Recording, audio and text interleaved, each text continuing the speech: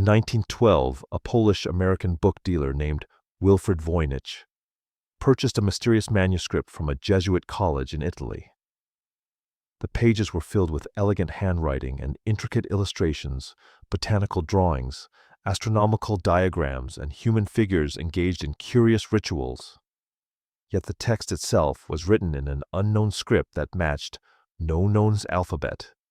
More than a century later, despite the efforts of professional cryptographers, linguists, and artificial intelligence systems, the Voynich Manuscript remains undeciphered.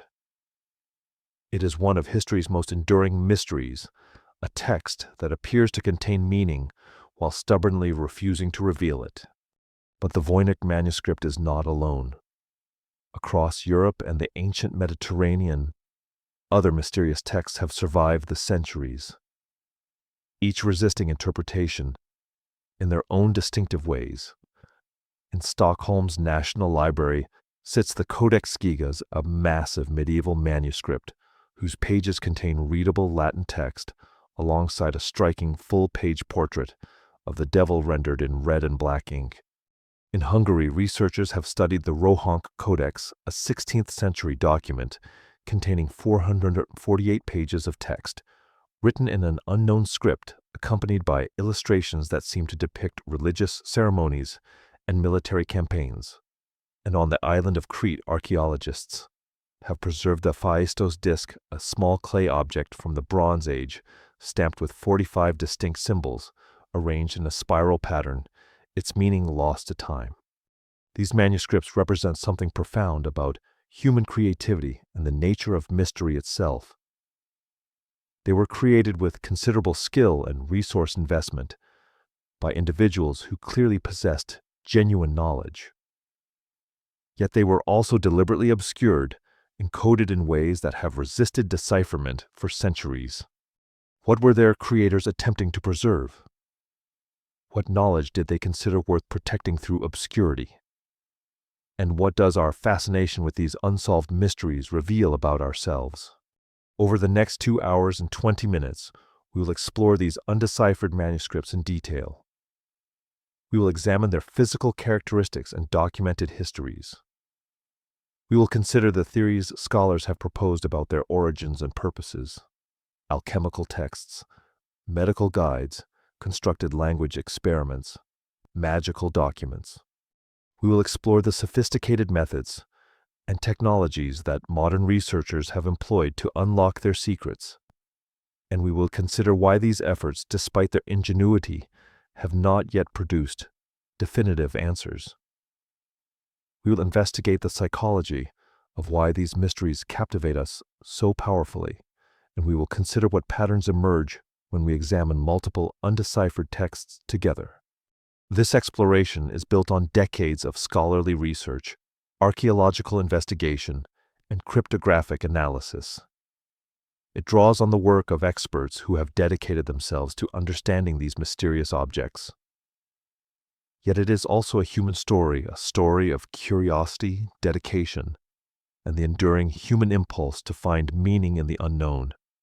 We will move carefully through this material, taking time to understand the evidence, examining different perspectives fairly, and acknowledging honestly what remains uncertain. This journey is designed for thoughtful, unhurried exploration, perfect for evening listening, for contemplation, and for falling asleep while remaining engaged with fascinating history and persistent mystery. So settle in, get comfortable, and let's begin. The mystery of hidden words. Imagine holding a book that refuses to speak to you. The pages are beautiful, filled with elegant handwriting and intricate illustrations, rendered with obvious skill and care.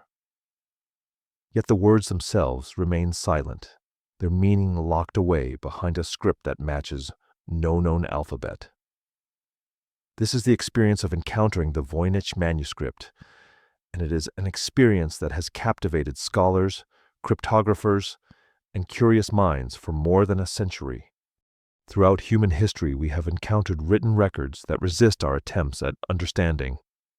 Some are lost languages, waiting for the equivalent of a Rosetta Stone to unlock their secrets. But the manuscripts we will explore in this series are different. They are not lost. They are deliberately obscured. These are creations whose very purpose seems to be opacity, texts that appear designed to keep their meanings hidden from all but a select few, or perhaps from everyone entirely.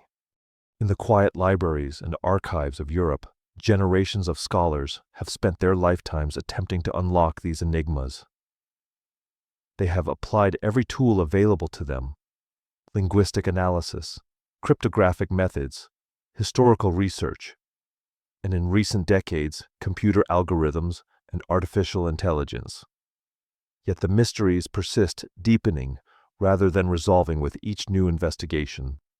Consider the Voynich Manuscript currently held in Yale University's Botanical Rare Book and Manuscript Library. Its pages are filled with an elegant script written in a hand so consistent and precise that it suggests a single scribe working with remarkable dedication. Accompanying the text are botanical illustrations, drawings of plants rendered with anatomical attention and artistic skill. Yet here lies the first puzzle. While some plants are identifiable as species known to medieval Europe, many appear to be entirely invented.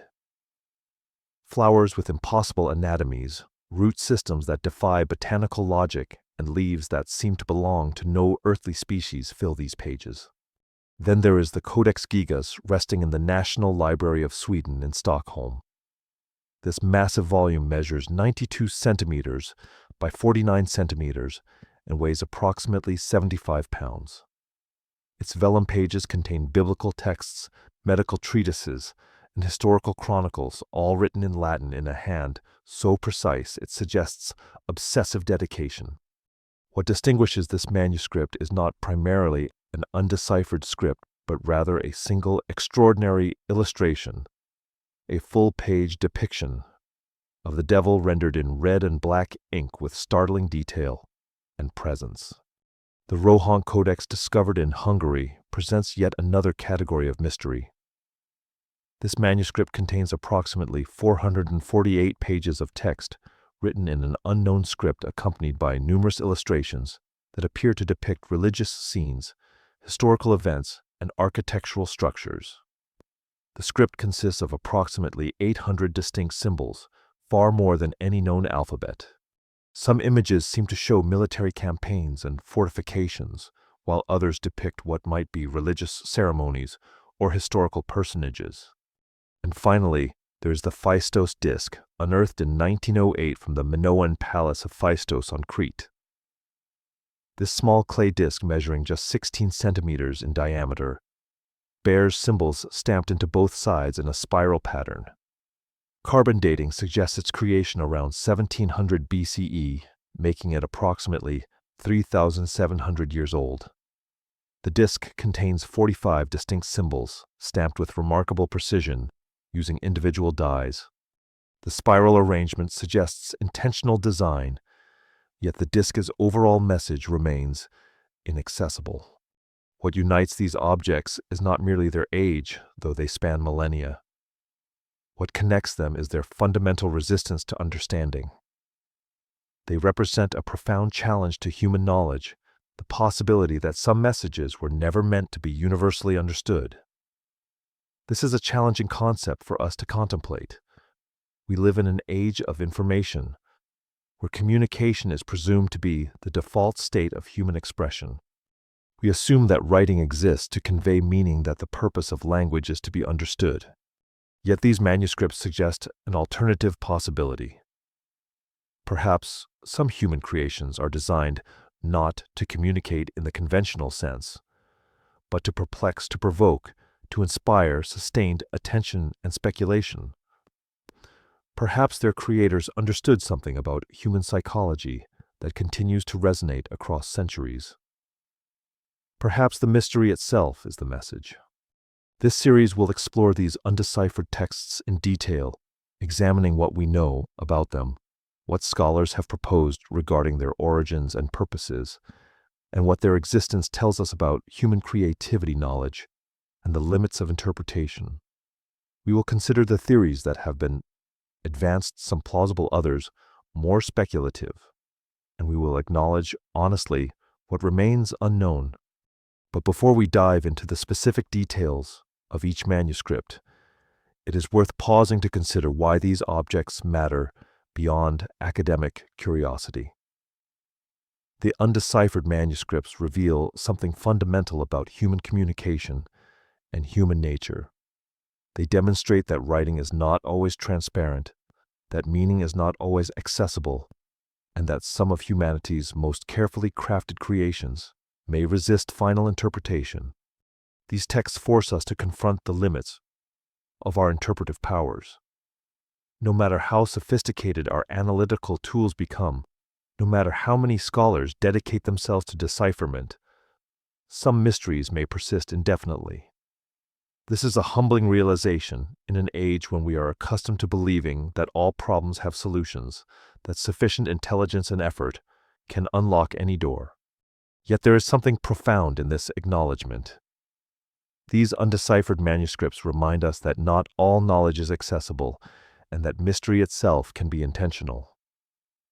They suggest that human creativity extends beyond the desire to communicate clearly. They point toward other motivations, the desire to preserve, to protect, to challenge, to inspire wonder. As we move forward in this exploration, we will encounter brilliant minds who have devoted themselves to solving these puzzles. We will examine the evidence they have uncovered, the methods they have employed, and the theories they have proposed. We will see how technology has transformed our ability to examine these manuscripts in detail, revealing new information, while simultaneously deepening the mystery. We will also encounter the human stories behind these objects, the monks and scholars who created them, the collectors who preserved them, the researchers who have spent careers attempting to understand them. These are stories of dedication, creativity, and the enduring human impulse to create meaning and preserve knowledge. The undeciphered manuscripts stand as monuments to the complexity of human expression. They remind us that communication is more nuanced than simple transmission of information. They suggest that some of humanity's most important creations may be those that resist easy interpretation, that challenge us to think more deeply, and that inspire us to continue seeking understanding, even when that understanding may never arrive. The Voynich Manuscript emerges. We've established that undeciphered manuscripts exist, and that they hold a peculiar power over human imagination. But how does such an object actually enter the historical record? What do we know about its physical form, and where did it come from? The story of the Voynich Manuscript's discovery is itself a fascinating journey through time. In 1912, a Polish-American book dealer named Wilfrid Voynich was conducting business in Italy when he encountered a mysterious bound volume offered for sale by a Jesuit college. Voynich was an experienced collector with a keen eye for rare manuscripts. He recognized immediately that he had found something unusual. The manuscript itself, however, was far older than the early 20th century. Carbon-14 dating conducted decades later would place the vellum between 1404 and 1438, suggesting creation. During the early Renaissance, a period of extraordinary intellectual ferment in Europe. The physical object itself tells us much about its creator's resources and intentions. The book measures approximately 23 centimeters in height by 16 centimeters in width. It contains 240 pages of vellum, though evidence suggests that some pages have been lost or removed over the centuries. Vellum-prepared animal skin was an expensive material in the medieval period, used primarily for important documents or works of significant value. The quality of this manuscript's vellum is notably high, indicating that whoever created it possessed considerable resources. What immediately struck Voynich upon examining the manuscript was the peculiarity of its contents. The pages were filled with intricate drawings of plants, astronomical diagrams showing celestial bodies and zodiacal symbols, and illustrations of human figures engaged in what appeared to be bathing rituals.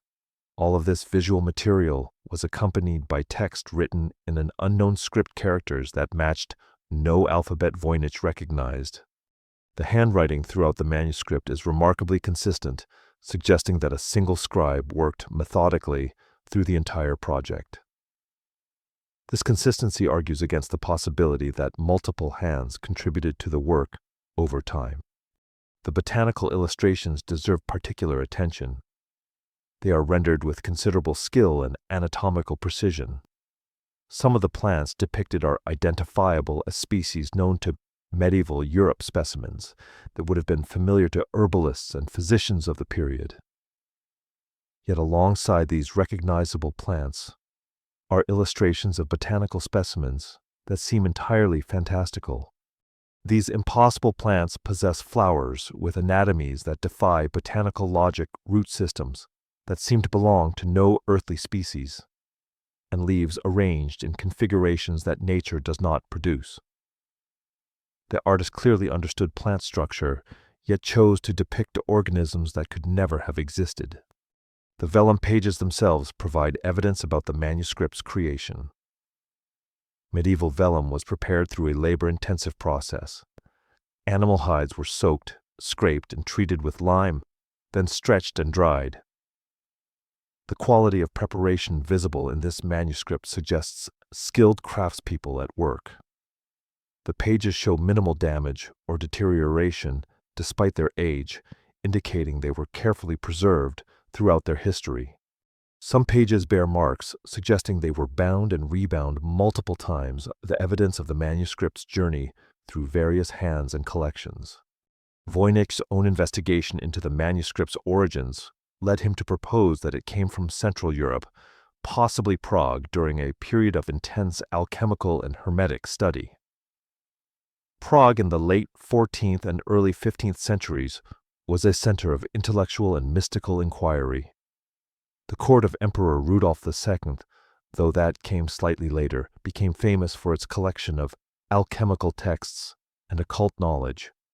Voynich believed the manuscript might have been created by Roger Bacon, the 13th century English scholar and Franciscan friar, known for his work in optics, mathematics, and natural philosophy. Alternatively, he suggested it might be the work of another medieval scholar engaged in similar pursuits.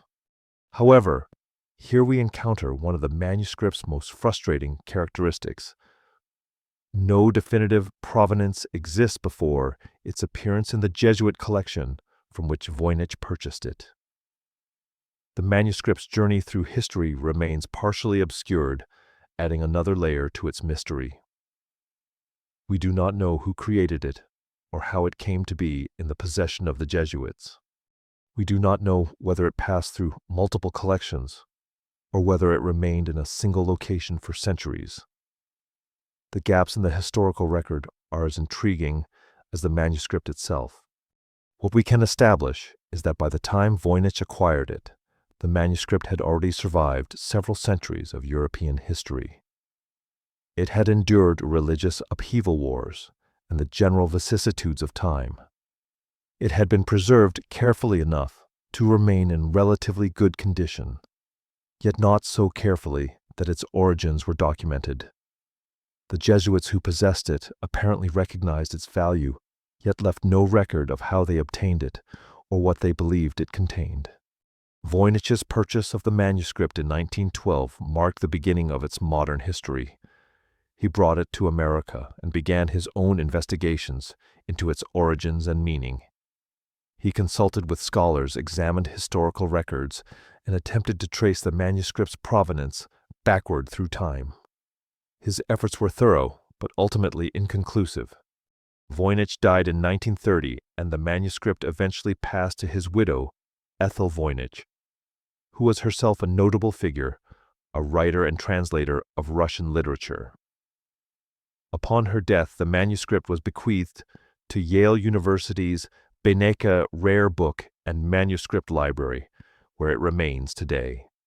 The physical reality of the Voynich manuscript, its weight in the hand, its craftsmanship, its material existence grounds us in tangible history, even as its contents remain cryptic.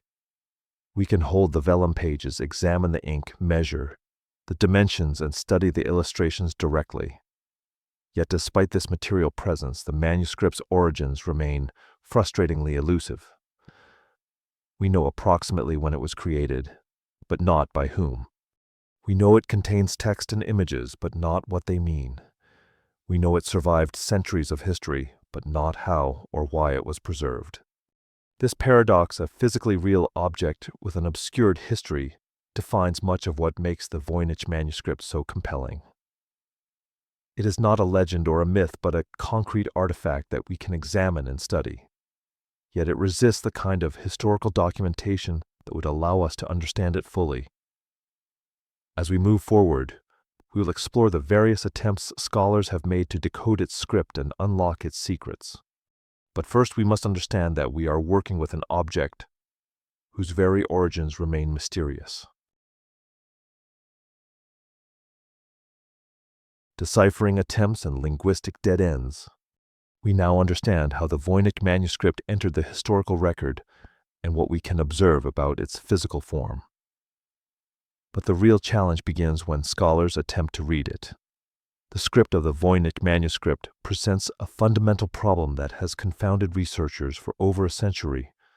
It appears unmistakably to be writing, yet no known alphabet matches it. This is not a language we have forgotten, but rather a system of communication that resists identification through conventional means.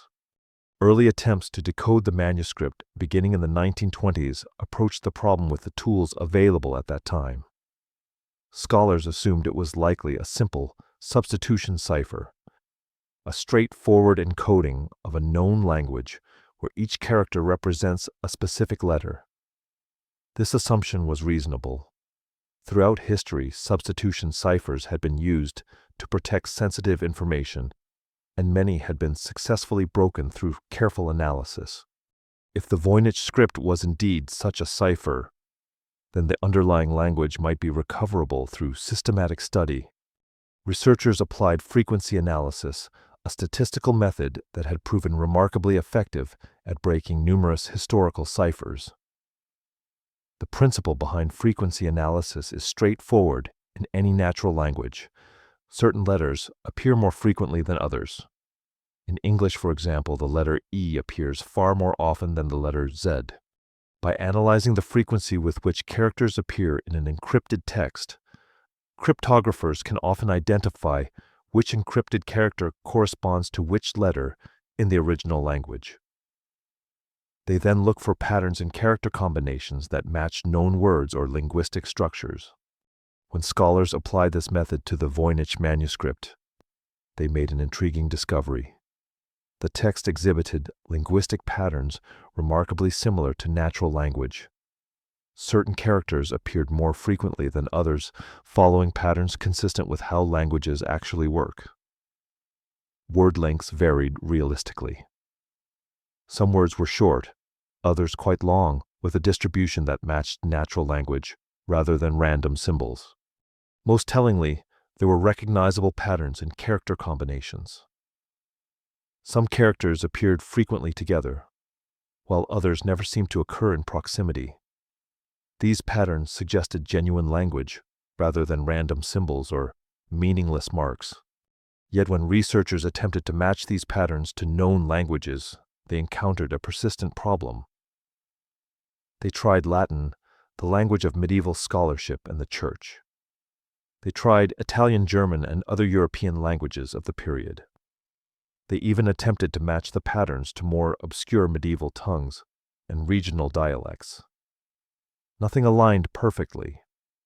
The frequency patterns were similar to natural language, but not identical to any known language. The character combinations suggested linguistic structure, but not the specific structure of any identifiable tongue. This paradox led scholars to propose alternative theories. Some suggested the manuscript contained a constructed language, an artificial system created for philosophical or magical purposes. The idea of constructed languages was not new. Medieval scholars and Renaissance thinkers had experimented with creating universal languages, systems designed to transcend the limitations of natural languages and achieve perfect clarity of expression. Perhaps the Voynich manuscript represented such an experiment. If so, the script might follow logical principles but not the patterns of any natural language. Others propose that the manuscript might be shorthand, a rapid notation system designed for quick writing rather than external communication. Medieval and Renaissance scholars used various shorthand systems to record information quickly.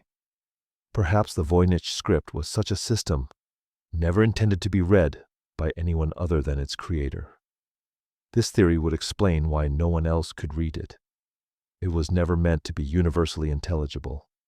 The advent of computer technology in the 1960s opened new possibilities for analysis. Researchers could now feed the manuscript's text into early computers and search for mathematical patterns and linguistic structures at scales impossible for human analysis. Computers could examine every character combination, calculate precise frequency distributions, and search for patterns that might escape human notice. The results were tantalizing, but ultimately inconclusive. The computers confirmed that the text exhibited linguistic properties. It was not random, but could not definitively identify the underlying language or code. This technological analysis deepened the debate rather than resolving it. Some scholars argued that the text was fundamentally meaningless, an elaborate hoax created by someone with artistic inclinations, but no intention of conveying actual information.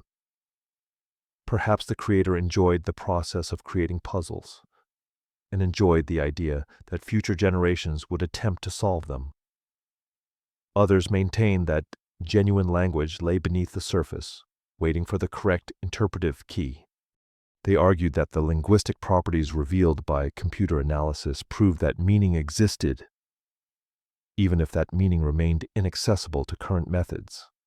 The debate continues today with cryptographers, linguists, and amateur enthusiasts, proposing new theories with remarkable regularity. Online forums dedicated to the Voynich manuscript attract thousands of contributors, each proposing their own interpretations and decipherment attempts. Some theories are grounded in rigorous scholarship, others are more speculative. Some researchers focus on the script itself, attempting to identify its origins or structure. Others examine the illustrations, hoping that visual analysis might provide clues to textual meaning. Still others approach the problem from historical angles, researching the period and places where the manuscript might have been created. What is notable is that no single theory has achieved universal acceptance among experts. The scholarly consensus, to the extent one exists, is that the manuscript remains undeciphered. Various researchers have claimed to have solved it, proposing that the text is written in Latin, with unusual abbreviations or in an early form of a known language, or in a constructed system based on specific principles. Yet each proposed solution faces objections from other scholars. The evidence can be interpreted in multiple ways, and no interpretation has proven so compelling that it has convinced the broader academic community. Decades of sophisticated analysis have paradoxically deepened the mystery rather than resolved it. We know more about the manuscript's structure than we did a century ago. We understand its linguistic properties in greater detail. We have examined it with technologies that earlier scholars could not have imagined, yet we remain unable to read it. The Voynich manuscript teaches us a humbling lesson. Intelligence and methodology are not always sufficient against genuine obscurity. Some challenges resist solution, not because we lack the tools to address them, but because the fundamental nature of the problem may be different from what we assume. As we consider what the illustrations might reveal, we turn our attention to another aspect of the manuscript that has inspired sustained scholarly inquiry. Perhaps the visual elements will provide insights that the script alone cannot offer. The Botanical Enigma. We have examined the script of the Voynich manuscript, and found it resistant to conventional decipherment methods. Yet the manuscript contains far more than text alone. Approximately 1/3 of its pages are devoted to illustrations drawings that offer a different kind of evidence about the creator's knowledge and intentions. These botanical illustrations present their own profound mystery, one that may ultimately prove more revealing than the undeciphered script itself. The botanical drawings in the Voynich Manuscript are rendered with considerable skill and anatomical attention. The artist clearly understood plant structure. Roots are depicted with realistic branching patterns. Stems are shown with appropriate thickness and texture. Leaves are rendered with attention to vein structure and edge characteristics. Flowers are illustrated with careful attention to petal arrangement, stamen placement, and overall morphology. This is not the work of someone casually sketching plants from imagination. This is the work of someone who had studied plants carefully, who understood their structure, and who possessed the technical skill to render that understanding on paper. Yet here lies a central puzzle that has occupied botanists and scholars for decades. While some plants depicted in the manuscript are identifiable as real species known to medieval Europe, many appear to be entirely invented. Researchers have identified illustrations that resemble dill with its characteristic feathery foliage. They have found what appears to be iris with its distinctive flower structure. Other common herbs of the medieval period are represented with reasonable accuracy.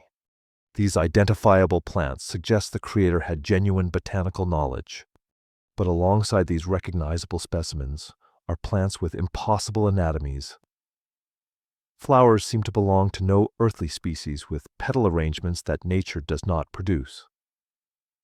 Root systems defy botanical logic, branching in ways that would be functionally impossible for an actual plant. Some specimens display leaves with characteristics that could never coexist in a real organism. The proportions are sometimes wildly exaggerated flowers, enormous relative to stems or roots that seem to belong to a different scale entirely. These impossible plants are rendered with the same technical skill as the realistic ones, suggesting the artist was not simply making mistakes, but was deliberately creating fantastical specimens. This mixture of real and invented plants has led researchers to propose various theories about the creator's intentions. Some scholars have suggested that the creator was illustrating plants from distant lands, species unknown to European botanists of the period. During the medieval and Renaissance periods, European knowledge of exotic flora was limited. Plants from Asia, Africa, and other distant regions were often known only through written descriptions or second-hand accounts. Perhaps the Voynich creator was attempting to document these exotic species working from descriptions or memory rather than direct observation.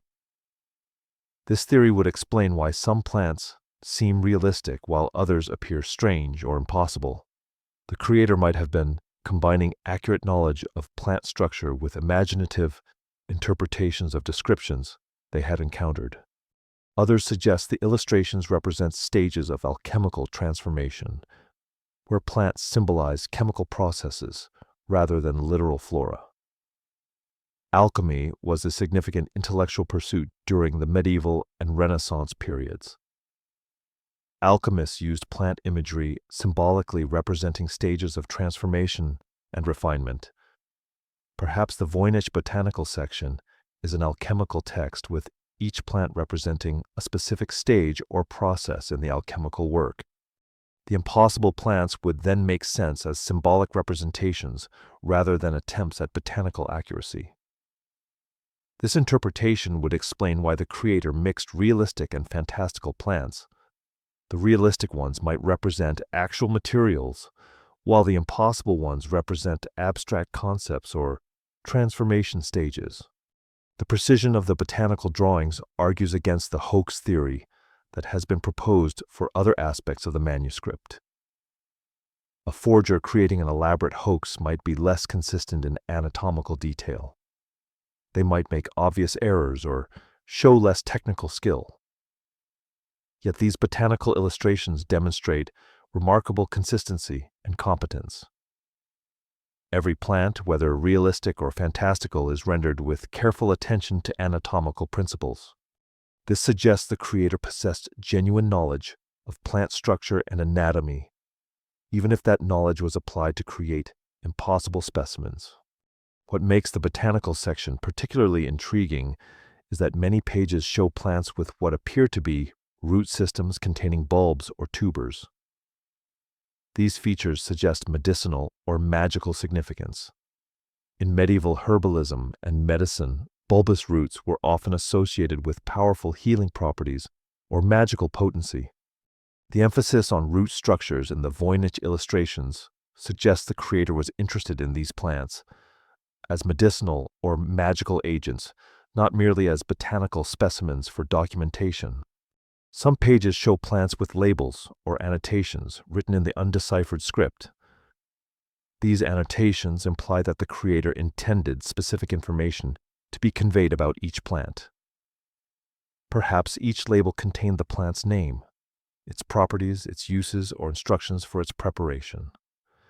If the script could be deciphered, these labels might provide crucial information about the creator's understanding and intentions. Yet without being able to read the script, we can only observe that the creator clearly intended to communicate something specific about each illustrated plant. The botanical section remains one of the manuscript's most tantalizing features. It suggests genuine knowledge expressed through an inaccessible system. The creator clearly understood plants. The creator clearly intended to document or describe them. Yet the combination of realistic and impossible plants, the undeciphered labels, and the overall organization of the botanical section all resist straightforward interpretation. Were these meant to be instructional, a guide to real or imaginary plants? Were they symbolic representations of alchemical or magical concepts?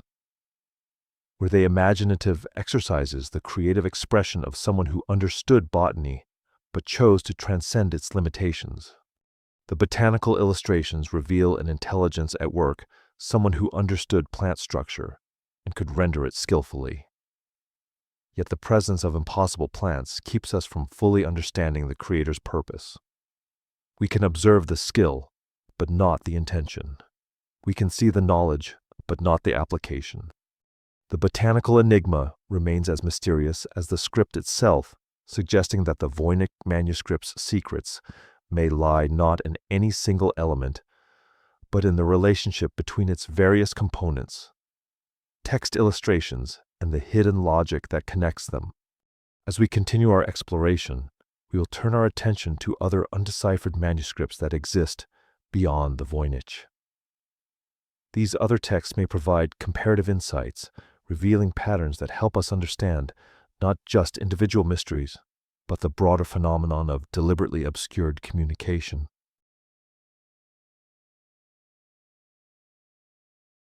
The Codex Gigas and the Devil's Bible.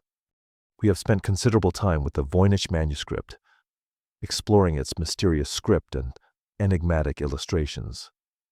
Yet the world of undeciphered and mysterious manuscripts extends far beyond this single object. Another remarkable text exists, one that presents a different kind of mystery entirely. Unlike the Voynich manuscript, the Codex Gigas has a clearer, though still remarkable, documented history. Yet despite our ability to read its text, it remains profoundly enigmatic in its own way. The Codex Gigas was created in the early 13th century in a Benedictine monastery, located in Bohemia in what is now the Czech Republic. This massive volume is immediately striking in its physical presence. It measures 92 centimeters in height by 49 centimeters in width, approximately 3 feet by 1.5 feet. The manuscript weighs approximately 75 pounds, making it one of the largest medieval manuscripts in existence. Holding such a volume would require considerable strength. Reading from it would necessitate a sturdy lectern or table. Simply transporting it from one location to another would have been a significant undertaking. The creation of the Codex Gigas required immense resources and labor. The vellum alone, prepared animal skin, would have required the hides of approximately 160 animals. Each hide had to be carefully prepared through a labor-intensive process of soaking, scraping, and treatment. The ink used throughout the manuscript had to be formulated and mixed. The binding required skilled craftspeople to construct a structure capable of holding such weight and volume. The financial resources necessary for such a project would have been substantial, available only to wealthy institutions or patrons. Medieval legend claims that the Codex Gigas was written by a single monk who made a pact with the devil. According to the legend, a monk had violated his monastic vows and faced severe punishment. Desperate to escape his fate, he made a bargain with the devil. In exchange for his soul, the devil would help him complete an impossible task, the creation of this massive manuscript, in a single night. The monk agreed, and with demonic assistance the work was completed. The legend of the devil's pact emerged because the work seemed impossibly ambitious for a single individual, working within realistic time frames. How could one person, working with medieval tools and materials, create such an enormous volume? The legend provided an explanation: superhuman, or in this case, demonic assistance. The manuscript contains biblical texts, medical treatises, and historical chronicles, all written in Latin. The text is readable, presenting no cryptographic challenge. We can open the Codex Gigas and understand what it says. The content is substantial and diverse, suggesting the creator or compiler had access to significant intellectual resources and possessed considerable learning. The biblical sections contain Old and New Testament texts. The medical sections include treatments and remedies reflecting medieval medical knowledge. The historical sections document events and figures from various periods. What distinguishes the Codex Gigas from most other medieval manuscripts is not primarily its text, but rather a single extraordinary illustration. Occupying an entire page is a full-page depiction of the devil, rendered in red and black ink. The figure is startling in its detail and apparent malevolence. The devil is depicted as a humanoid creature with exaggerated features, a grotesque face with prominent teeth, a muscular body rendered in red ink, and an overall presence that seems almost alive despite being merely ink on vellum. The figure occupies the entire page, dominating the space with an intensity that medieval viewers would have found deeply unsettling. The devil's portrait seems to stare outward, engaging the viewer directly. This is not a marginal illustration or a small decorative element, but rather a central commanding image. The presence of this devil's portrait has contributed significantly to the manuscript's popular name, the Devil's Bible. Yet the manuscript also contains images of saints and religious figures, suggesting it was created within a Christian monastic context. The juxtaposition of the devil's portrait with biblical and religious content creates an interpretive puzzle. Why would monks create such a detailed and prominent image of the devil? Was it meant as a warning against evil? Was it a theological statement? Was it an artistic expression exploring the nature of evil and temptation? The Codex Gigas survived centuries of European history, enduring wars, fires, and religious upheaval. It was housed in various monasteries throughout Bohemia and Central Europe.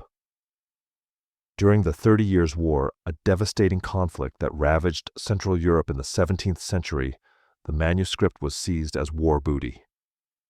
Swedish forces victorious in various engagements took the manuscript as part of their spoils. It was transported to Sweden, where it entered the royal collections. The manuscript now resides in the National Library of Sweden, in Stockholm, where it has been preserved and studied for centuries. The manuscript's journey through history is documented in ways that the Voynich Manuscript's journey is not. We have records of its location in various monasteries. We have documentation of its seizure during the 30 Years' War. We have records of its acquisition by Swedish authorities and its subsequent preservation. Yet despite this documentation, fundamental questions about the manuscript remain unanswered. Unlike the Voynich Manuscript, the Codex Gigas text is readable. It presents no cryptographic challenge. We can understand the words on the page. Yet this readability does not resolve the manuscript's mysteries. Why did a medieval monk dedicate his life to this particular compilation? What prompted the inclusion of the devil's portrait? What was the creator's theological or philosophical purpose? The manuscript's history is documented, yet its creator's motivations remain obscure. We know when it was created and where. We know what it contains. Yet we do not know why it was created or what the creator intended to communicate through the juxtaposition of biblical texts, medical knowledge, historical chronicles, and the striking image of the devil. The Codex Gigas demonstrates that historical documentation does not necessarily resolve all mysteries. A known text can be as enigmatic as an undeciphered one. We can read every word, understand every sentence, yet still fail to comprehend the creator's ultimate purpose. The manuscript invites interpretation and speculation, much like the Voynich Manuscript, though through different means. Where the Voynich Manuscript mystifies through its script, the Codex Gigas mystifies through the ambiguity of its content and the questions it raises about its creator's intentions. Both manuscripts, the Voynich with its undeciphered script and the Codex Gigas with its readable but enigmatic content, remind us that mystery takes many forms. Some mysteries arise from our inability to read. Others arise from our inability to understand why something was created, even when we can read every word. As we continue our exploration, we will encounter yet another undeciphered manuscript from Eastern Europe, one that presents its own distinctive challenges and questions. The Rohonc Codex and Eastern European Mysteries. The Codex Gigas demonstrated that mystery persists even when texts are readable and historically documented. Yet there exist other undeciphered manuscripts beyond the Voynich manuscripts that have received far less international attention but are equally enigmatic. The Rohonc Codex represents a different category of mystery, entirely one that emerged from Eastern Europe and has only recently begun to receive serious scholarly scrutiny. The Rohonc Codex was discovered in Hungary during the 19th century, though the exact circumstances of its discovery remain somewhat unclear. Unlike the Voynich manuscript, which entered the historical record through documented acquisition by Wilfrid Voynich, the Rohonc Codex's early history is less well documented. What we know is that it remained in private Hungarian collections for much of its history, passing through various hands without attracting significant international attention. This relative obscurity has meant that the manuscript has received far less scholarly analysis than the Voynich, despite being equally mysterious. The manuscript contains approximately 448 pages of text, written in an unknown script accompanied by numerous illustrations. The script itself is remarkably complex, consisting of approximately 800 distinct symbols, far more than any known alphabet. This complexity distinguishes it from the Voynich manuscript's script, which contains roughly 30 to 40 distinct characters. The sheer number of symbols in the Rohonc script suggests either a highly developed writing system or a constructed language of considerable sophistication. Each symbol appears to be deliberately designed, rendered with consistent form throughout the manuscript. The illustrations in the Rohonc Codex depict religious scenes, historical events, and architectural structures. Some images appear to show military campaigns, fortifications, and battles. Warriors are depicted in armor engaged in combat or siege warfare. Fortified structures are rendered in architectural detail, suggesting the creator possessed knowledge of military engineering or had studied fortifications carefully. Other illustrations depict religious ceremonies and figures that might represent saints or historical personages. These religious images suggest the manuscript was created within a Christian context, or at least by someone familiar with Christian iconography and religious practices. The text's layout suggests it was meant to be read as a coherent document. There are clear paragraphing and what appear to be chapter divisions, indicating the creator organized the material deliberately. This is not a random collection of symbols or an artistic exercise, but rather a structured text with apparent logical organization. The consistency of the script throughout the manuscript suggests a single scribe or creator working methodically through the entire project, much like the Voynich Manuscript. Unlike the Voynich Manuscript, the Rohonc Codex was not scientifically dated until recently. Radiocarbon analysis conducted in recent decades suggests creation between 1530 and 1570, making it somewhat later than the Voynich Manuscript. This places the Rohonc Codex in the 16th century, during the Renaissance period when intellectual and artistic ferment was particularly intense in Europe. The 16th century was a time of religious upheaval with the Protestant Reformation challenging Catholic authority. It was also a period of significant scientific and artistic innovation. The Rohonc Codex emerged from this turbulent and creative period. The manuscript's origin remains unknown, and scholars have proposed various theories about its creation. Some propose it was created by a religious sect or heretical group seeking to preserve forbidden knowledge in encoded form. During the 16th century, various religious movements existed outside the mainstream Catholic Church. Some of these groups developed their own texts and practices, sometimes encoding their beliefs to protect themselves from persecution. The Rohonc Codex might represent such a text, a record of heterodox beliefs, or practices preserved in a script designed to obscure its meaning from outsiders. Others suggest it might be the work of a single individual with linguistic ambitions similar to the Voynich creator. The 16th century saw increased interest in constructed languages and universal writing systems. Scholars and philosophers attempted to create languages that would transcend the limitations of natural languages, achieving perfect clarity or universal intelligibility. Perhaps the Rohonc Codex represents such an experiment, the creation of an individual attempting to develop a new writing system or language. The Rohonc Codex has received less international attention than the Voynich Manuscript for several reasons. Its location in private Hungarian collections for much of its history meant it was not widely known to the international scholarly community. The Voynich Manuscript, by contrast, was acquired by a prominent book dealer and eventually donated to Yale University, making it accessible to researchers worldwide. The Rohonc Codex's relative obscurity meant that fewer scholars were aware of its existence, and consequently, fewer research efforts were directed toward its analysis.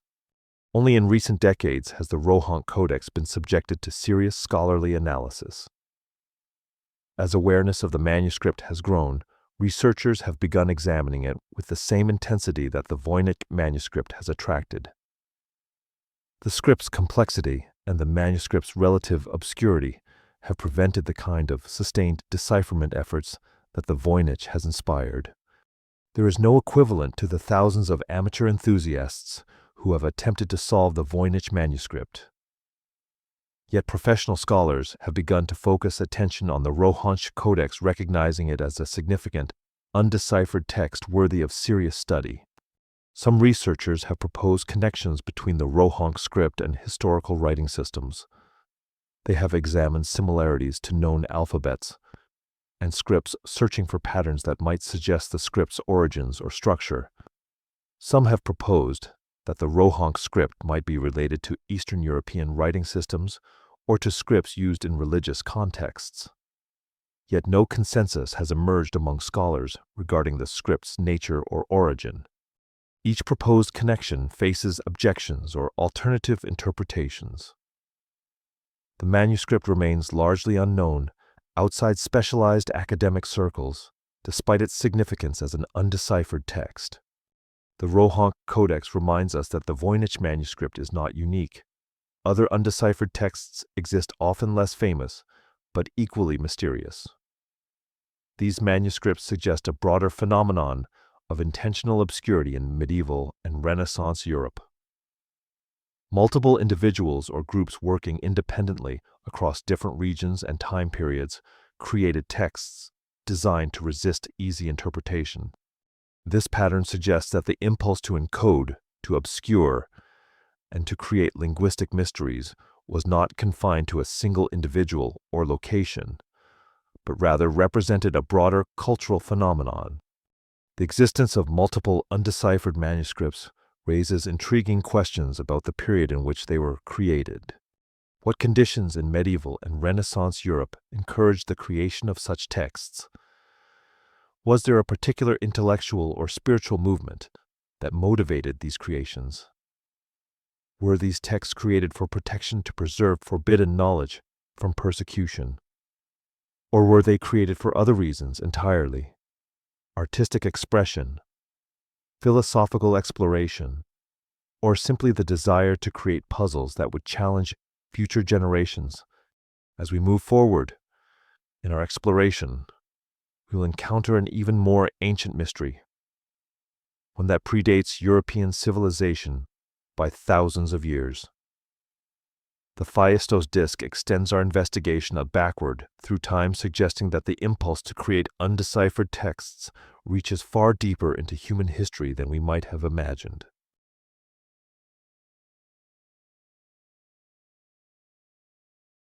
The Phaistos disk and ancient enigmas.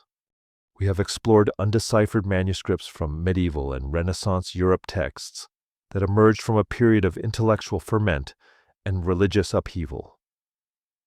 Yet the mystery of obscured communication extends far deeper into human history than these relatively recent creations. Our investigation now moves backward through time to an ancient artifact that predates European civilization by thousands of years. The Phaistos disk represents a fundamentally different type of mystery, one that challenges us to consider whether the impulse to encode and obscure has always been part of human expression. In 1908, Italian archaeologist Luigi Pernier was conducting excavations at the Minoan palace of Phaistos on the island of Crete. Phaistos was one of the great centers of Minoan civilization, a sophisticated culture that flourished on Crete during the Bronze Age. Among the ruins of this ancient palace, Pernier discovered a small clay disk that would eventually become one of archaeology's most enduring mysteries. The disk measures approximately 16 centimeters in diameter, small enough to hold in the palm of one's hand, yet significant enough to have been deliberately created and preserved. Carbon dating conducted on the clay suggests the disk was created around 1700 BCE, making it approximately 3,700 years old. This places the Phaistos disk in the Bronze Age during the height of Minoan civilization. It predates the classical Greek civilization by more than 1,000 years. It predates the development of the Greek alphabet by centuries. It comes from a culture, Minoan Crete, whose writing systems remain only partially understood by modern scholars. The linear A script used by the Minoans has never been fully deciphered, though some progress has been made in the recent decades. The Phaistos disk, with its own unique symbols, adds another layer of complexity to our understanding of ancient Cretan writing. The disk bears symbols stamped into both sides in a spiral pattern. The spiral arrangement suggests intentional design rather than random placement. Someone deliberately chose to arrange these symbols in a spiral beginning at the outer edge and moving inward toward the center.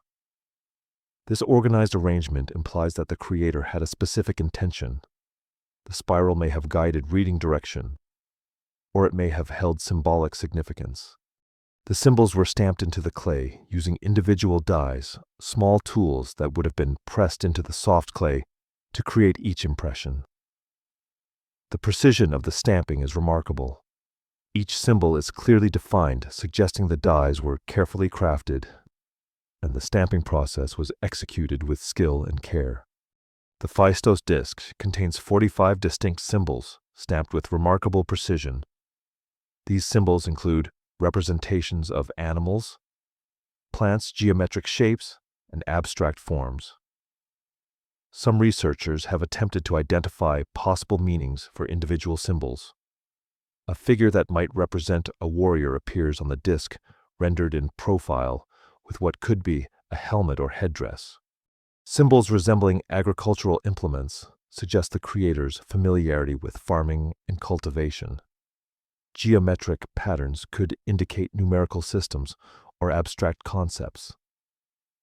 Yet despite these identifiable elements, the disc's overall message remains inaccessible. What makes the Phaistos disc particularly intriguing is its uniqueness. No other artifact from Minoan Crete bears identical symbols or arrangement.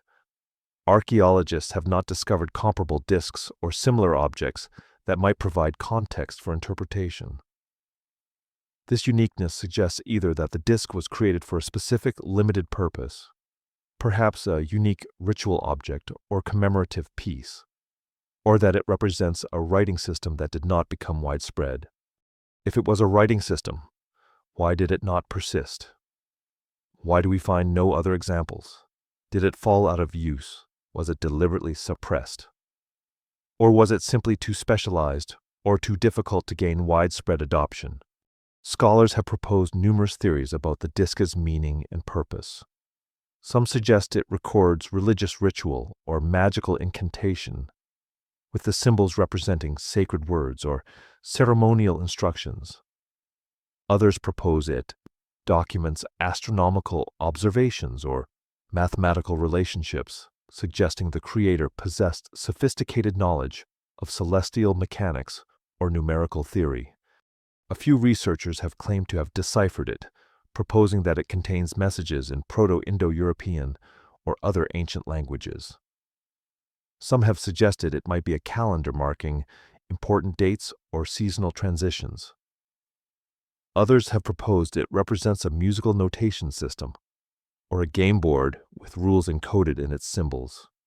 However, no decipherment has achieved scholarly consensus. Each proposed solution faces objections from other researchers. The evidence can be interpreted in multiple ways, and without additional comparable artifacts or contextual information, definitive interpretation remains elusive.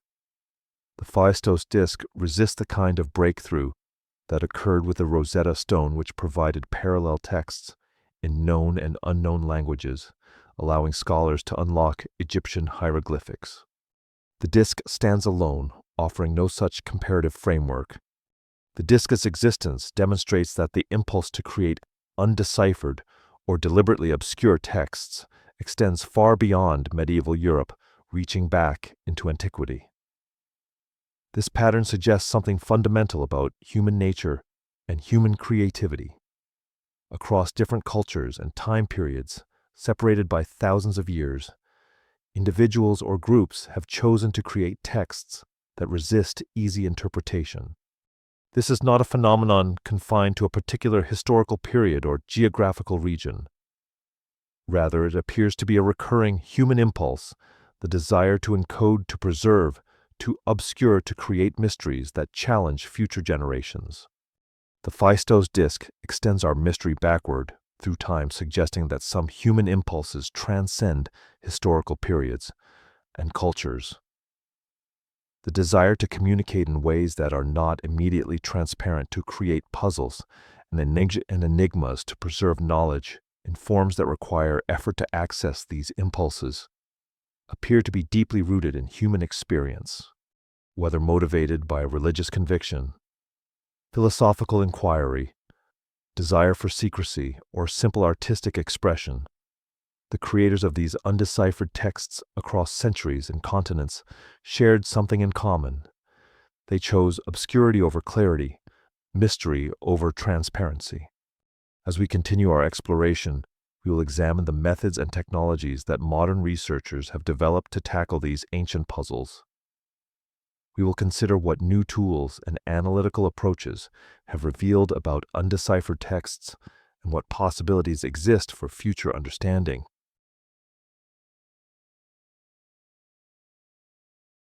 Decipherment methods and modern technology. We have explored the Phaistos disc and considered how the impulse to create undeciphered texts extends back through human history. Yet our investigation would be incomplete without examining the tools and methods that modern researchers have developed to tackle these ancient puzzles.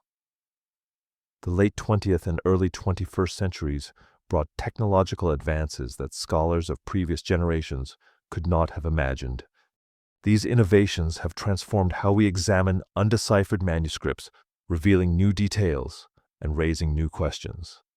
Multispectral imaging represents one of the most significant technological advances in manuscript analysis.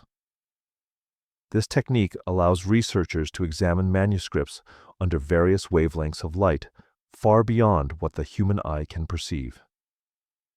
By illuminating a manuscript with different wavelengths, ultraviolet, infrared, and visible light, researchers can reveal text that has faded, been obscured by stains or damage, or been deliberately hidden. The principle is straightforward. Different materials reflect and absorb different wavelengths of light. By capturing images at multiple wavelengths and analyzing them computationally, researchers can often reconstruct text that would be invisible under normal lighting conditions. Ultraviolet and infrared photography have proven particularly valuable for revealing erasures, corrections, and hidden annotations. Medieval scribes sometimes erased text and wrote over it, creating what are called palimpsests. The original text, though erased from view, often leaves traces that are invisible to the naked eye, but become apparent under ultraviolet or infrared illumination. Corrections and revisions made by the original creator can similarly be revealed through these imaging techniques. These discoveries provide insights into the creator's working process, whether they were refining their work, making corrections, or deliberately obscuring earlier versions of their text. These advanced imaging technologies have been applied to the Voynich Manuscript with intriguing results. Multispectral imaging revealed that the manuscript contains more text than previously visible to researchers examining the original pages. Marginalia notes, written in the margins and annotations that had been too faint to read, became legible under multispectral examination. These marginal notes might provide crucial clues about the manuscript's purpose or the creator's intentions. Some researchers have identified what appeared to be corrections or revisions throughout the text, suggesting the creator was refining their work rather than writing mechanically. This discovery argues against theories that the manuscript is meaningless or randomly generated. A creator taking time to revise and correct their work likely intended to communicate something specific. DNA analysis of the vellum has confirmed its medieval European origin, eliminating theories that the manuscript was a later hoax created by a modern forger. The vellum's chemical composition and the DNA traces it contains are consistent with animal hides processed during the medieval period. This scientific confirmation has put to rest some of the more skeptical theories about the manuscript's authenticity. We are not dealing with a clever modern forgery, but rather with a genuine medieval artifact. Computer analysis has enabled statistical examination of text patterns at scales impossible for human researchers. Computers can analyze every character combination, and every word in the manuscript, calculating frequency distributions and searching for patterns. This computational approach has confirmed that the Voynich text exhibits linguistic properties. It is not random noise or meaningless symbols. The text follows patterns consistent with natural language. Certain characters appear more frequently than others. Word lengths vary realistically, and character combinations show recognizable patterns. Yet despite these confirmations, computer analysis has not revealed the underlying language or code. The computers have told us that meaning is likely present, but have not unlocked that meaning. Artificial intelligence and machine learning have been enlisted in recent years to tackle these puzzles. Researchers have trained algorithms on known languages and writing systems, hoping that artificial intelligence might recognize patterns invisible to human analysis. These AI systems learn the statistical properties of known languages, then attempt to identify similar patterns in undeciphered texts. Some projects have shown modest promise, identifying potential linguistic structures, or suggesting possible connections to known languages. Yet none have produced definitive decipherment. The artificial intelligence has expanded our analytical capabilities, but has not provided the breakthrough that would definitively solve the mystery. The Rohonc Codex has benefited from similar technological examination. High-resolution imaging has revealed details previously invisible, allowing researchers to examine the script's characteristics more carefully. Statistical analysis has suggested possible connections to known writing systems, though no definitive identification has emerged. The complex script of the Rohonc Codex has been subjected to computational analysis, searching for patterns that might suggest its origins or structure. Yet here too, technology has expanded our knowledge without resolving the fundamental mystery. We know more about the Rohonc script structure than we did before, but we cannot read it. These technological advances have transformed our understanding of what we don't know. The mysteries have become more precise and detailed. We can now describe exactly what we cannot read. We can identify the linguistic properties of undeciphered texts without being able to access their meaning. We can confirm the authenticity of manuscripts without being able to understand them. In a paradoxical way, technology has made the mysteries more sophisticated, not simpler. We have more information about these texts than ever before, yet they remain fundamentally inaccessible. The tools available to modern researchers represent an extraordinary expansion of human capability. Yet they have also revealed the depth of our ignorance. Some problems resist solution not because we lack the tools to address them, but because the fundamental nature of the problem may be different from what we assume. Perhaps the Voynich Manuscript uses a language or code that our current analytical methods are simply not equipped to recognize. Perhaps the Rohonc Codex represents a writing system so unique that it cannot be matched to any known linguistic or scriptural tradition. Perhaps some mysteries are designed to resist solution, to remain perpetually challenging. Modern technology has given us unprecedented tools for examining these manuscripts, yet it has also revealed the limits of technological solutions. The mysteries have become more sophisticated, not simpler. We understand more about them, yet they remain enigmatic. As we continue our exploration, we will consider the broader patterns that emerge from examining multiple undeciphered texts, and what these patterns might suggest about the nature of human creativity and the persistence of mystery.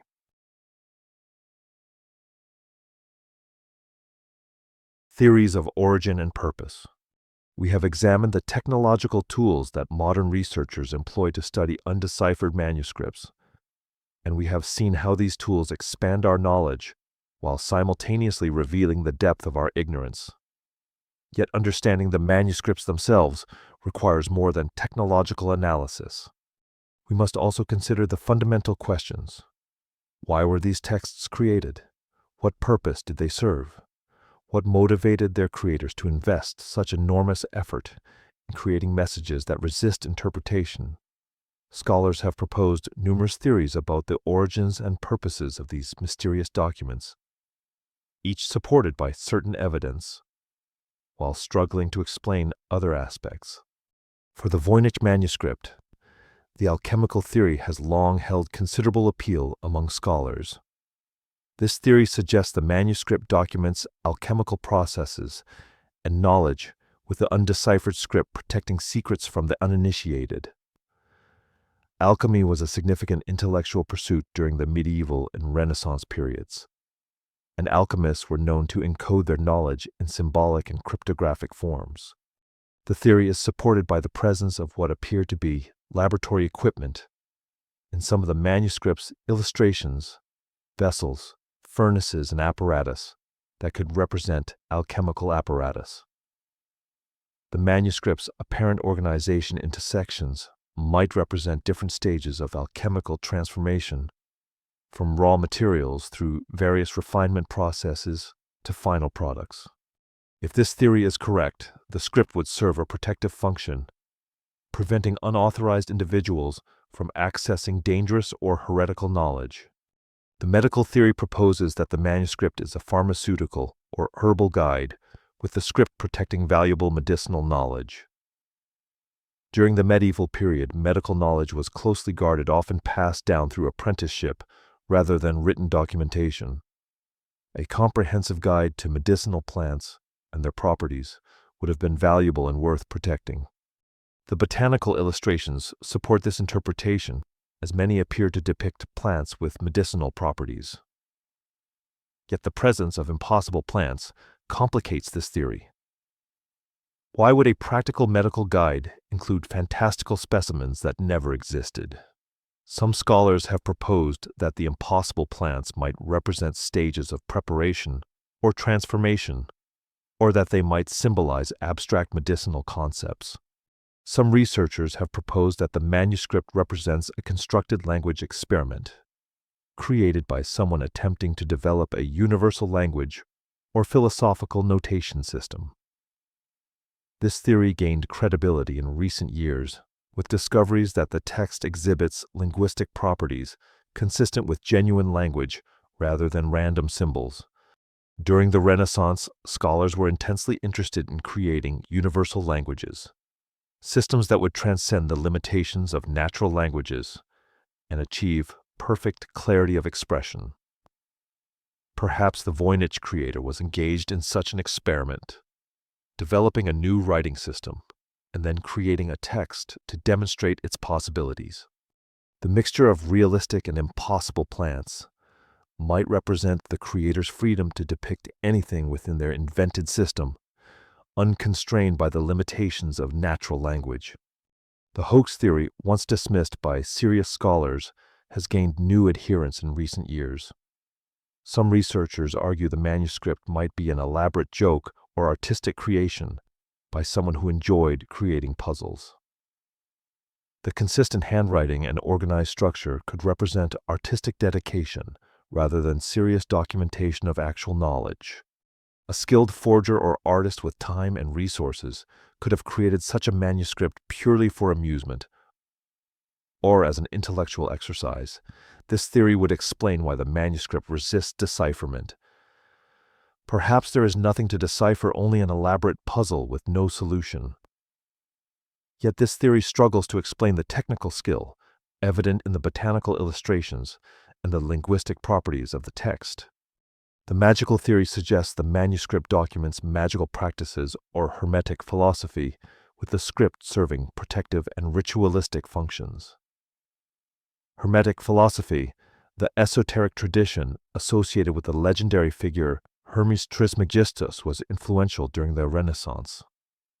Practitioners of Hermetic magic believed that certain knowledge should be protected through encoding and obscurity. The theory is supported by the presence of what appear to be astrological symbols scattered throughout the manuscript and the apparent organization into thematic sections that might represent different magical practices or celestial correspondences. If this theory is correct, the script would serve both protective and ritualistic functions, with the act of writing and reading itself being part of a magical practice. For the Codex Gigas, theories center on its creator's motivations and the manuscript's purpose within monastic life. Why did a medieval monk dedicate years to creating this massive compilation? Some scholars suggest it was an act of religious devotion or penance. Medieval monasteries valued the copying of texts as a form of spiritual discipline.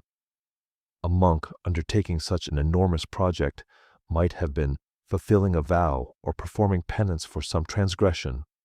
Others propose that the Codex Gigas documented the monastery's accumulated knowledge, a comprehensive record of biblical texts, medical knowledge, and historical information that the monastery wished to preserve. The devil's portrait might represent theological concerns about the nature of evil, or it might simply be an artistic expression exploring religious themes. Without documentary evidence of the creator's intentions, these theories remain speculative. For the Phaistos disk, theories range from religious artifact to astronomical calendar to administrative record. Some scholars propose it was a religious object used in ceremonies or rituals with the symbols representing sacred words or divine concepts. Others suggest it might be an astronomical calendar with the symbols marking important dates or celestial events. Still others propose it was an administrative record, perhaps a tax document, an inventory list, or a record of transactions. The lack of comparable objects from Minoan Crete makes interpretation particularly difficult. Without other examples of similar disks or related artifacts, we lack the contextual framework necessary for confident interpretation. Each theory finds support in certain aspects of the manuscripts while struggling to explain others. The alchemical theory explains some of the symbolic content, but struggles with the botanical illustrations. The medical theory explains the botanical focus, but struggles with the impossible plants.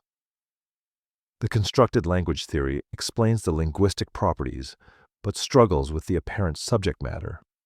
The hoax theory explains the resistance to decipherment, but struggles with the evident technical skill. This multiplicity of theories suggests something profound. These objects may have been created with purposes we lack frameworks to understand. Perhaps the creator's intentions were so different from our modern assumptions about writing and communication that we cannot easily recognize them. The manuscripts remind us that human creativity and motivation extend beyond the categories we typically use to classify texts. We assume writing exists to communicate information, that illustrations document observable reality, that scripts encode known languages. Yet these manuscripts suggest alternative possibilities. Perhaps some texts were created primarily to perplex, to inspire sustained attention, to challenge future generations. Perhaps some creators valued the process of creation more than the final product's accessibility. Perhaps some knowledge was meant to be preserved in forms that resist easy interpretation, ensuring that only those with sufficient dedication would ever access it. As we move toward the conclusion of our exploration, we will consider what these manuscripts collectively reveal about human nature, creativity, and the persistent appeal of mystery. We will examine how these texts continue to inspire fascination and investigation, and what they suggest about our relationship with the unknown.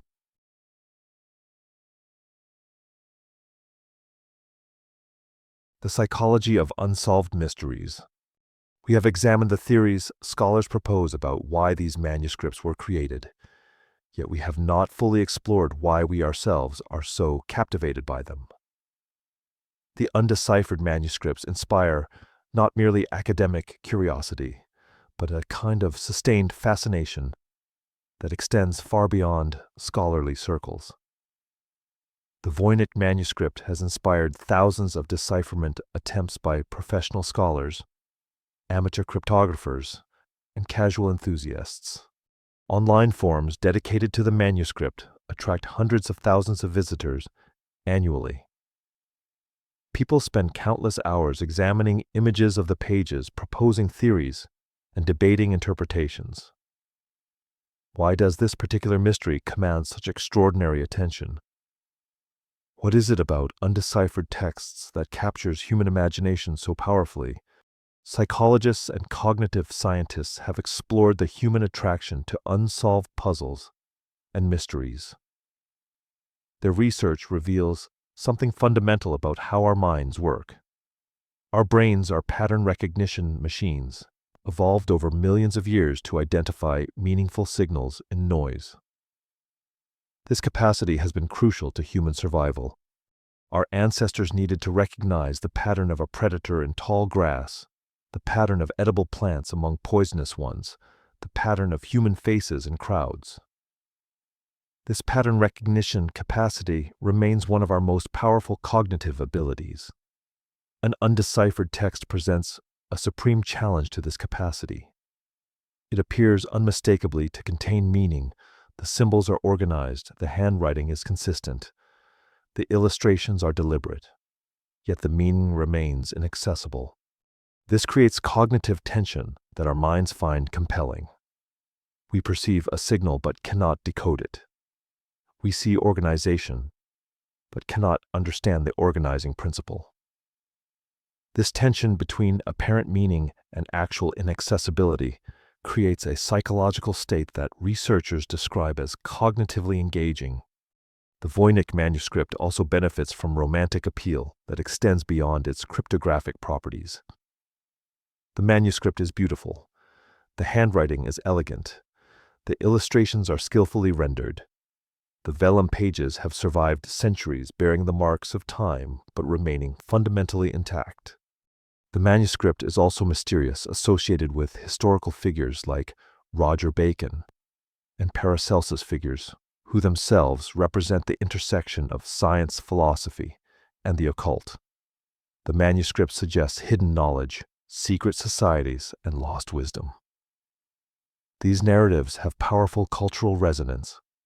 Throughout human history, we have been drawn to stories of hidden knowledge waiting to be discovered, of ancient wisdom, preserved in obscure forms of secrets that only the initiated can access.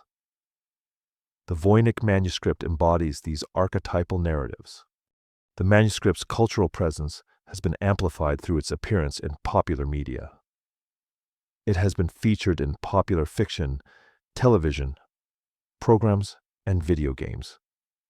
Each appearance in popular culture introduces the manuscript to new audiences, expanding the circle of people aware of its existence and intrigued by its mystery. Each new theory about the manuscript's meaning generates media attention, which attracts new researchers and enthusiasts. This creates a feedback loop where the mystery becomes increasingly prominent in popular consciousness. The more people know about the Voynich manuscript, the more people become interested in solving it. The more people work on solving it, the more media coverage it receives. The more media coverage it receives, the more people become aware of it.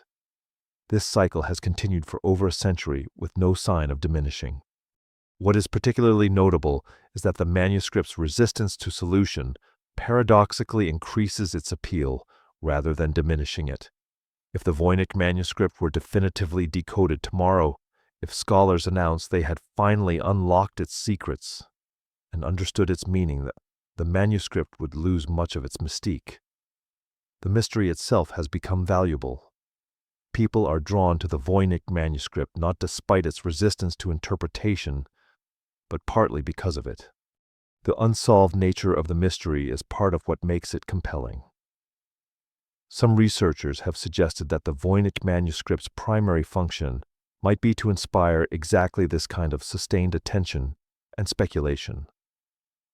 Perhaps its creator succeeded beyond measure, not in communicating a specific message to a limited audience, but in creating an object that would compel human curiosity across centuries and continents.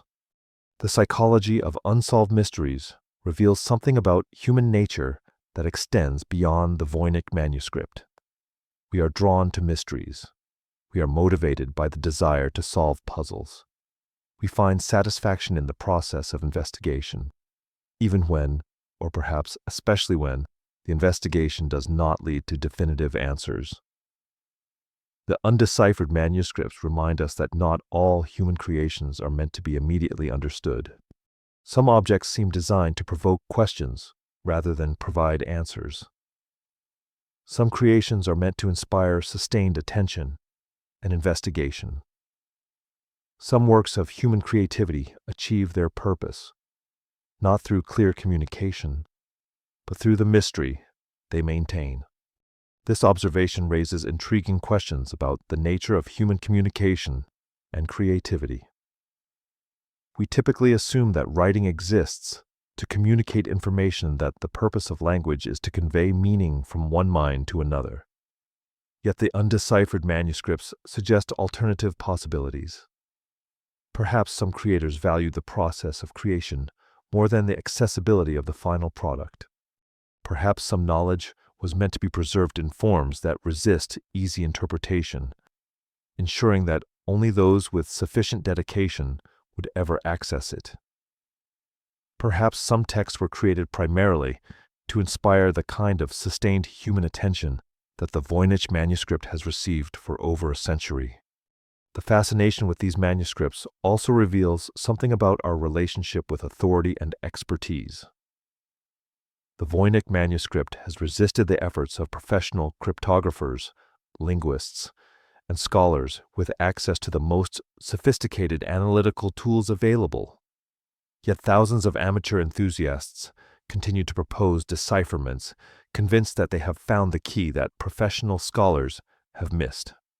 This reflects a democratic impulse, the belief that expertise and credentials are not the only path to truth, that dedicated amateurs might achieve what credentialed professionals have failed to accomplish. This impulse has occasionally proven justified in the history of science and scholarship. Yet it also reflects a sometimes misplaced confidence in the power of individual effort to overcome genuine obstacles. The undeciphered manuscripts remind us that not all human creations are meant to be immediately understood.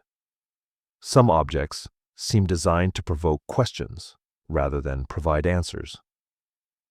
The Voynich Manuscript, the Codex Gigas, the Rohonc Codex, and the Phaistos disc all inspire sustained investigation and speculation. They all resist definitive interpretation. They all maintain their mystery despite centuries of scholarly attention and modern technological analysis. Yet they all continue to fascinate us, to draw our attention, to inspire new theories and new investigations. Our fascination with these manuscripts reveals something profound about human nature, our need to find meaning, to solve puzzles, and to believe that hidden knowledge awaits discovery. The mystery may be as important as any solution. The process of investigation may be more valuable than the achievement of understanding. These objects teach us that some mysteries are worth preserving, that not all questions need to be answered, and that the human impulse to investigate and understand is itself valuable regardless of whether it leads to definitive conclusions.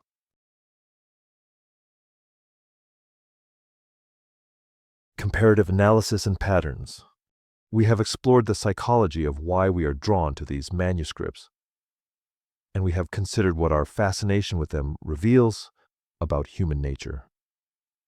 Yet our investigation would be incomplete without stepping back and examining these objects collectively. When the Voynich Manuscript, Codex Gigas, Rohonc, Codex, and Phaistos disc are examined together rather than in isolation, certain patterns emerge that suggest something deeper than mere coincidence. These patterns reveal commonalities among the creators, suggesting shared motivations or understandings that transcend individual circumstances and historical periods. All four of these objects were created with considerable technical skill and resource investment. None appear to be casual or hastily produced. The Voynich Manuscript required high-quality, vellum-skilled calligraphy and artistic illustration. The Codex Gigas demanded the resources of a wealthy monastery and years of dedicated labor. The Rohonc Codex shows evidence of careful planning and consistent execution across 448 pages. The Phaistos disc required the creation of individual dies and the skill to stamp them with precision into clay. Each object represents a significant commitment of time, materials, and expertise. This pattern suggests creators who possessed not merely the desire to create, but also the resources and skills necessary to execute their visions. All four objects contain mixtures of recognizable and obscure elements. The Voynich Manuscript includes real plants alongside impossible ones. The Codex Gigas contains readable Latin text alongside the striking devil's portrait. The Rohonc Codex depicts recognizable military and religious scenes within an undeciphered script. The Phaistos disc includes symbols that might represent recognizable objects alongside abstract forms. This pattern of mixing the known with the unknown, the recognizable with the mysterious, suggests creators who possessed genuine knowledge, but chose to present it in obscured or transformed ways. These are not works of ignorance or incompetence, but rather deliberate choices to blend clarity with obscurity. All four objects have survived centuries, often through remarkable circumstances. The Voynich Manuscript passed through numerous hands and collections, somehow avoiding destruction, despite wars, fires, and the general vicissitudes of history. The Codex Gigas was seized as war booty during the 30 Years' War, transported to Sweden, yet preserved in institutional collections where it remained accessible. The Rohonc Codex remained in private Hungarian collections for centuries, protected from public view, yet maintained by successive owners. The Phaistos disc was excavated from archaeological layers, preserved in the earth for 3,700 years before modern discovery. Their survival suggests either deliberate preservation by those who understood their value or fortunate circumstances that protected them from destruction. Perhaps the creators anticipated that their works would endure and took steps to ensure their preservation. Perhaps they simply created objects durable enough to survive by chance. All four have inspired sustained scholarly attention and popular fascination that extends far beyond their immediate historical contexts. The Voynich Manuscript has attracted researchers for over a century. The Codex Gigas continues to inspire theological and historical inquiry. The Rohonc Codex has recently begun to receive serious scholarly attention. The Phaistos disc has fascinated archaeologists and linguists since its discovery. This suggests they possess qualities that transcend their immediate historical context. They speak to something universal in human experience. These are not merely historical artifacts, but objects that continue to engage human curiosity across generations. The creators of these objects seem to have shared certain characteristics despite their separation by geography and time. They possessed literacy in an era when literacy was rare and valuable. They had access to materials and resources that were not universally available. They possessed artistic or technical skill, the ability to render illustrations, to execute calligraphy, to stamp symbols with precision. They seemed willing to invest enormous time and effort in their creations, suggesting dedication and commitment to their projects.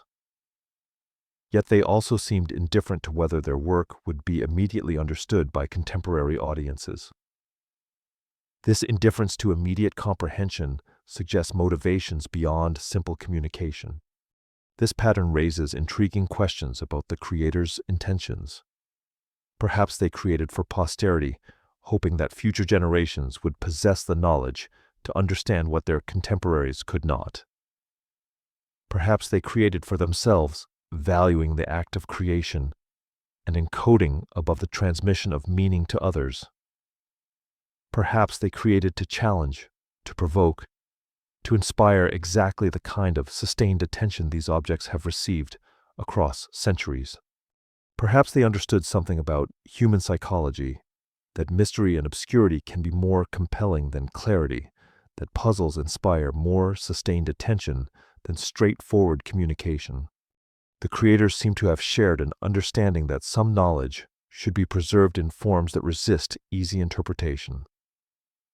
This might reflect religious conviction, a belief that sacred or dangerous knowledge should be protected from the uninitiated. It might reflect philosophical conviction, a belief that truth should be earned through effort rather than passively received. It might reflect artistic conviction, a belief that the process of creation and encoding is more important than the accessibility of the final product. Whatever their specific motivations, these creators chose to create texts and objects that would challenge, perplex, and inspire investigation. The comparative analysis reveals that the impulse to create undeciphered or deliberately obscure texts is not confined to a single individual location or historical period. Multiple creators working independently across different regions and centuries made similar choices. They chose to encode rather than clarify. They chose to obscure rather than reveal. They chose to create mysteries rather than straightforward communication. This pattern suggests that the impulse to create mystery is deeply rooted in human nature and human creativity. The undeciphered manuscripts suggest a category of human creation oriented toward mystery rather than clarity. Their creators seem to have understood something about human psychology that continues to resonate across centuries. They understood that mystery is compelling, that puzzles inspire sustained attention, that obscurity can be more engaging than transparency. They created objects that would outlast their creators, that would inspire investigation centuries after their creation, that would challenge human ingenuity and curiosity indefinitely. These patterns suggest that we should reconsider our assumptions about the purpose of writing and communication. We typically assume that the goal of writing is to communicate information clearly and efficiently. Yet these manuscripts suggest alternative purposes: to preserve knowledge, in protected forms to inspire investigation and contemplation, to challenge human intelligence, to create enduring mysteries that transcend time and culture. The creators of these objects may have succeeded in ways that extend far beyond what they intended. They created not merely documents or artifacts, but lasting challenges to human understanding, objects that continue to engage our curiosity and inspire our efforts to comprehend the incomprehensible. Living mysteries and future possibilities. We have examined the patterns that connect these undeciphered manuscripts, and we have considered what they reveal about human creativity and the nature of mystery itself. Yet our exploration would be incomplete without considering what the future might hold. Despite centuries of study and the application of sophisticated modern technologies, fundamental questions about these manuscripts remain unanswered. The mysteries persist, yet new possibilities for understanding continue to emerge. The future of these investigations remains open, filled with potential for discovery and new insight. For the Voynich Manuscript, the basic questions remain unresolved. Who created it? What language or code does it employ? What was its intended purpose? Does it contain coherent meaning, or is it an elaborate artistic creation designed to perplex? These questions have occupied scholars for over a century, yet definitive answers remain elusive. The manuscript has resisted the efforts of professional cryptographers, linguists, and scholars equipped with the most sophisticated analytical tools available. Yet the investigation continues, driven by the belief that understanding is possible, that the right approach or the right insight might unlock the manuscript's secrets. New possibilities for understanding continue to emerge as technology advances. Advanced imaging technologies may reveal hidden text or annotations that have remained invisible to previous researchers. Multispectral imaging has already revealed marginalia and corrections that were previously unknown. Future imaging techniques might reveal even more. Artificial intelligence trained on larger data sets might identify linguistic patterns that human analysis has missed. Machine learning algorithms might recognize structures or relationships that escape human perception. New historical discoveries might provide contextual information about the manuscript's creation, narrowing the possibilities and suggesting new interpretive frameworks. Some researchers have proposed that the Voynich manuscript might be decoded through approaches not yet attempted. Perhaps the text represents musical notation, and musical analysis might reveal its structure and meaning. Perhaps it encodes numerical relationships, and mathematical decryption might unlock its secrets. Perhaps it uses a system of substitution based on principles we have not yet considered. These alternative approaches reflect the recognition that conventional linguistic analysis has not succeeded. If the manuscript resists conventional decipherment, perhaps unconventional approaches might prove more fruitful.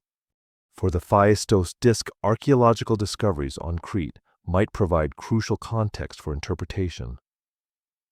The disk's uniqueness, the absence of comparable objects, has made interpretation particularly difficult, yet new archaeological discoveries might reveal similar discs or related artifacts that would provide comparative frameworks. Excavations at other Minoan sites might uncover objects that share characteristics with the Phaistos disc, suggesting a broader tradition or writing system. Such discoveries would transform our understanding of the disc from an isolated mystery to a piece of a larger puzzle. For the Rohonc Codex connection to known historical events or figures might provide interpretive frameworks. The manuscript's 16th century origin places it in a period of significant historical upheaval. The Protestant Reformation, the rise of new intellectual movements, the exploration of distant lands. If researchers could identify the manuscript's creator or its original location, they might be able to connect it to specific historical contexts that would illuminate its purpose and meaning.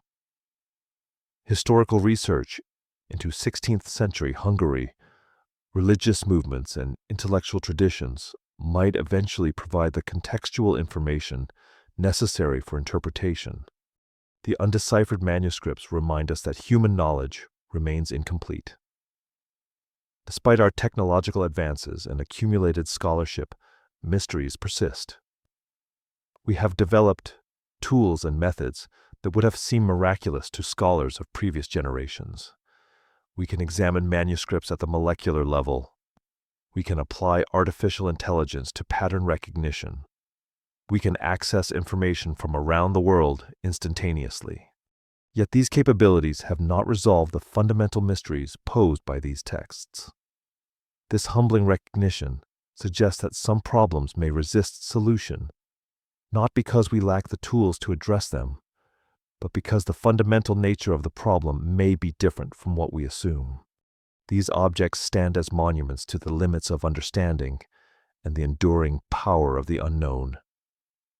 They suggest that some human creations may be designed to resist final interpretation, to remain perpetually mysterious.